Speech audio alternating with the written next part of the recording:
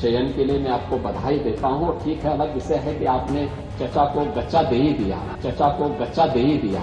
चचा बेचारा हमेशा ही ऐसे ही मार खाता है, उनकी नियति ही ऐसी है, क्योंकि भतीजा हमेशा भयभीत रहता है। मुख्यमंत्री जी, आपने बताया इतने को हमने दंडित कराया, तो क्या पूछा गया था कि कितनी घटनाएं हुई?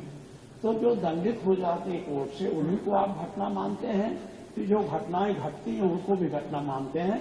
यह स्पष्ट कर रहे हैं तो कितनी घटनाएं घटित?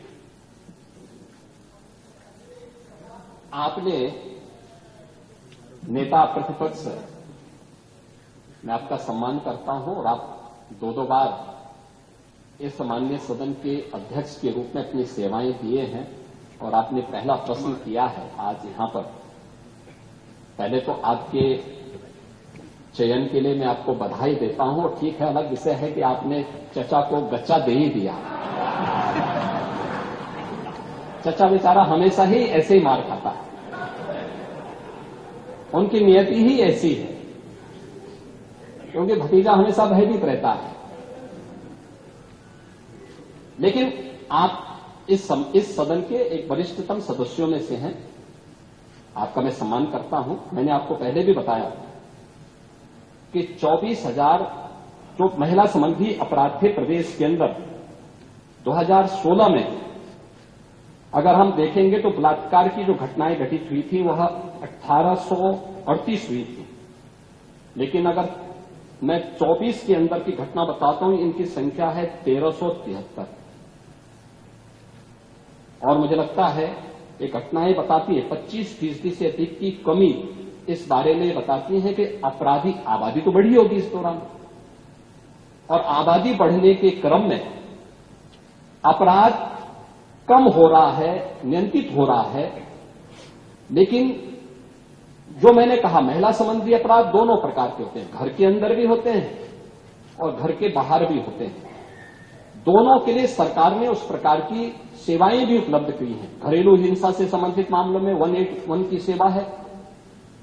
घर के बाहर की सुरक्षा के बारे में जागरूकता पैदा करने के लिए और उन्हें सुरक्षा उपलब्ध कराने के लिए तत्काल वो कॉल कर सके, इसके लिए 1090 की सेवा उन्हें उपलब्ध कराई गई है। लेकिन साथ साथ क्विक रिस्पांस टीम 112, इन दोनों के साथ इंटीग्रेट करके अगर कहीं भी कोई अपराध होता है, अगर इन तीनों में से किसी को भी कॉल करेंगे तो वहां पर आपको सेवा उपलब्ध होगी इसके बारे में। लेकिन इस पे समय पे चार्जशीट दाखिल करना, डिस्ट्रिक्ट मॉनिटरिंग कमेटी की बैठक के साथ जुडिशरी के साथ बेहतर तालमेल बना करके इस प्रकार के मामलों में समय पे अपराधियों को सजा दिलाने के लिए एक प्रोसिक्यूशन को आगे बढ़ाना और अपराधियों को सजा दिला दी जाए, ये महत्वपूर्ण है। उसी का परिणाम है जो मैंने आपको पहले बताया कि अगर महिला संबंधी जो उनके महिलाओं के विरुद्ध और पास्को संबंधित अपराधों में अब तक हम लोगों ने 16,718 अभियुक्तों को अब तक सजा दिलाई है। इसमें से अगर आप देखेंगे कि 21 को हम लोगों ने मृत्युदंड, 1,713 को आजीवन कारावास, 4,653 को 10 वर्ष या उससे अधिक का कारावास और 10,331 को 10 वर्ष से कम की कारावास की सजा दिलाई है। ये जो अपराध जिन अपराधियों की सजा दिलाई गई है, इसमें आप देखते होंगे अक्सर समाचार पत्रों में आता है कि 1 महीने के अंदर दुष्कर्मी को सजा दिलाई गई। ये प्रोसिक्यूशन को फास्ट करने, समय पे चार्जशीट दाखिल करने का परिणाम है।